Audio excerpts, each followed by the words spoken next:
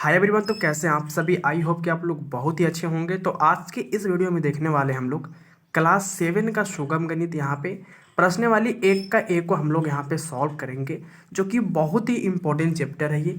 और यहाँ पे हम लोग इसको बहुत ही बेसिक से समझेंगे, ठीक है। तो यहाँ पे इसको फर्स्ट क्वेश्चन दिया है आपका कि पूर्णांकों के जोड़ का जो गुणधर्म में प्रदर्शित होता है उसका यहाँ पे मान लिखें। तो देखो इसको कैसे लिखेंगे, यहाँ पे समझना है कि ये कौन सा नियम पे है, ये कौन सा नियम का पालन कर रहा है। तो यहाँ पे इसको हम लोग बहुत ही बेसिक से समझेंगे।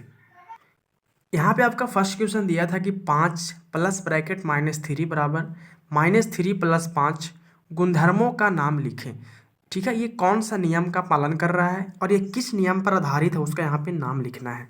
तो हम लोग तो इससे पहले जो हम लोग जो पढ़ चुके थे वो यहाँ पे हम लोग पढ़े थे कि क्रम विनिमय नियम क्या होता है और सहचार्य नियम क्या होता है, और योज प्रतिलोम भी पढ़े थे, और यहाँ पे निम्नलिखित संख्याओं का व्युत्क्रम भी पढ़े थे। तो यहाँ पे हम लोग देखो समझना, क्रम विनिमय नियम में जो होता है इसमें होता है a + b बराबर b + a होता है। अगर कोई भी संख्या a + b बराबर b + a का रूप का लिखा हुआ हो तो वो कौन सा नियम हो जाएगा? क्रम विनिमय नियम होगा। सहचार्य नियम में क्या होता है कि अगर a + b + c रहेगा बराबर a + b + c रहेगा तो ये आपका सहचार्य नियम का रूप हो जाता है। तो यहाँ पे हमको यही बताना है कि ये कौन सा नियम पे अगर आधारित है, ठीक है। तो यहाँ पे समझना, तो देखो यहाँ पे सबसे पहले हम एक काम करेंगे कि ये 5 है और प्लस ब्रैकेट -3 है बराबर -3 + 5 है। देखो अगर यहाँ पे ये 5 है और यहाँ भी देखो 5 है, यहाँ पे 3, यहाँ -3, यहाँ भी -3 है। तो अगर यहाँ पे हम ऐसा करते हैं कि a बराबर अगर 5 मान लेते हैं, ठीक है, और b बराबर अगर मानो कि -3 है मेरा, एक एग्जाम्पल के तौर पे आपको मानना है कि मेरा a बराबर क्या है? 5 है, और b बराबर क्या मेरा -3 है। अब देखो यहाँ पे a बराबर 5 है तो हम 5 के पास क्या बैठाएंगे? a बैठाएंगे, प्लस का प्लस, -3 को क्या माने? b, तो हो जाएगा यहाँ पे b बराबर, -3 को क्या माने थे? b, तो हो जाएगा यहाँ पे b हो जाएगा, प्लस प्लस दे दो। 5 जो है किसके पास है? ए के पास, मतलब ए का वैल्यू क्या? 5 हो जाएगा। यहाँ पे आपको ये मानना है, ठीक है। यहाँ पे कुछ यहाँ पे करना नहीं, सिर्फ आपको बताना है कि ये कौन सा नियम पे आधारित है।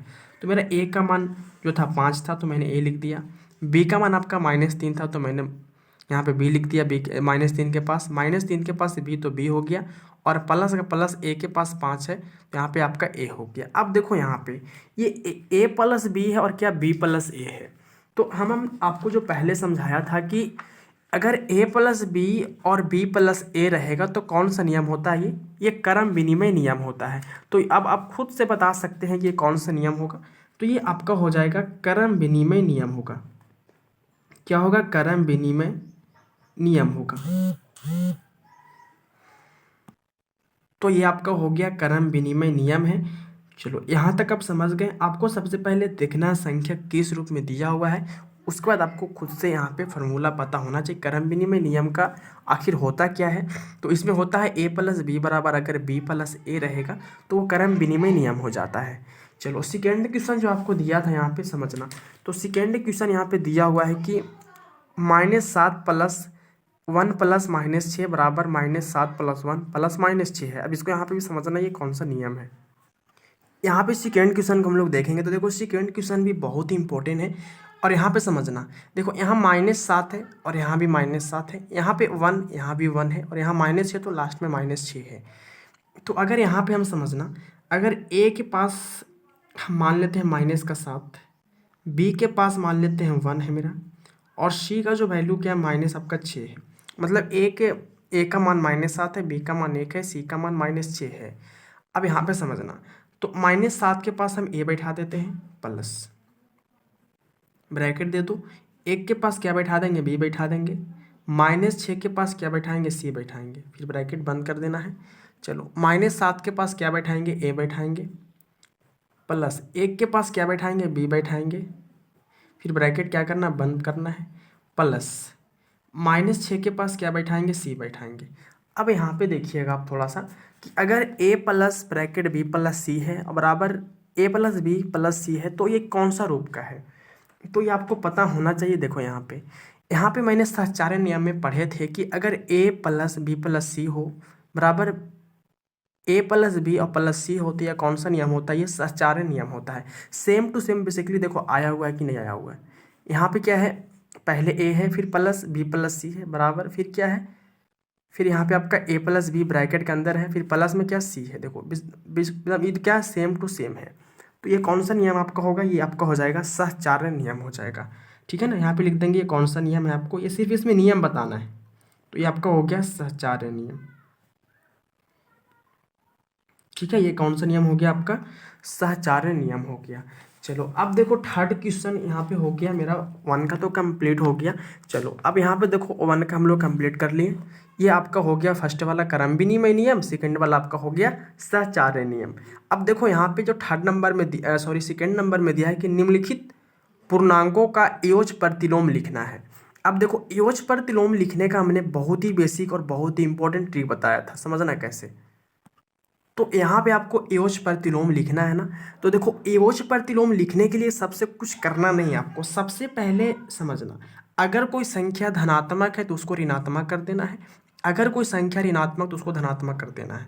एयोज प्रतिलोम का मतलब होता है मेरे प्यारे साथियों कि प्लस वाले को माइनस में लिख दो और माइनस वाले को प्लस में लिख दो। जैसे ये प्लस में 10 है, कुछ नहीं तो प्लस होता है छिपा हुआ, प्लस 10 तो इसका एयोज प्रतिलोम क्या होगा? माइनस का 10 होगा। ठीक है, ये -3 है, इसका एयोज प्रतिलोम क्या होगा? प्लस का 3 होगा। ये -9 है, इसका एयोज प्रतिलोम क्या होगा? प्लस का 9 होगा। ये प्लस में 0 है, इसका एयोज प्रतिलोम क्या होगा? माइनस का 0 होगा। अब देखो यहाँ पे 0 एक ऐसा संख्या है जिसका एयोज प्रतिलोम समान होता है। आप इसमें माइनस नहीं भी लिखिएगा तो क्या होगा? 0 बराबर आप 0 लिख सकते हैं। इसका क्या होता है? समान होता है।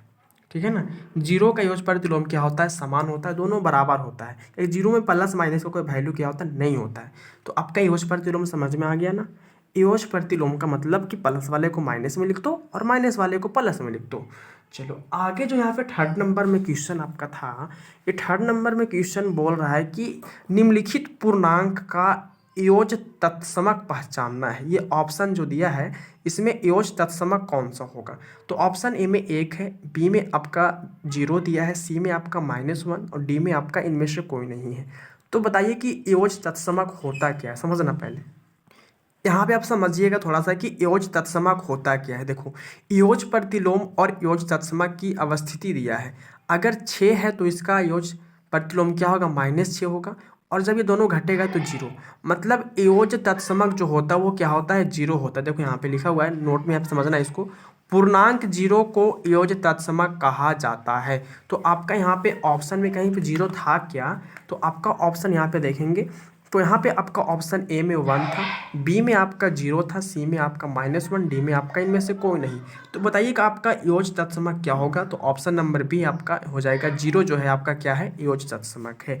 तो फाइनली मैंने यहाँ पे प्रश्नमाला 1 का ए को हम लोग सॉल्व कर लिए, जो कि बहुत ही बेसिक्स हम लोग समझ गए। तो यहाँ पे हम लोग 1 का ए सॉल्व हो गया। हम लोग सॉल्व करेंगे नेक्स्ट वीडियो में, सॉल्व करेंगे यहाँ पे 1 का बी का, जो कि अभी बहुत ही इंपॉर्टेंट आपके एग्जाम के लिए है और ये बहुत ही बेसिक है। ठीक है ना, तो आज का तो वीडियो यहीं पे एंड करेंगे, फिर मिलते हैं आपसे ऐसी एक नेक्स्ट वीडियो में। तब तक के लिए जय हिंद, जय भारत।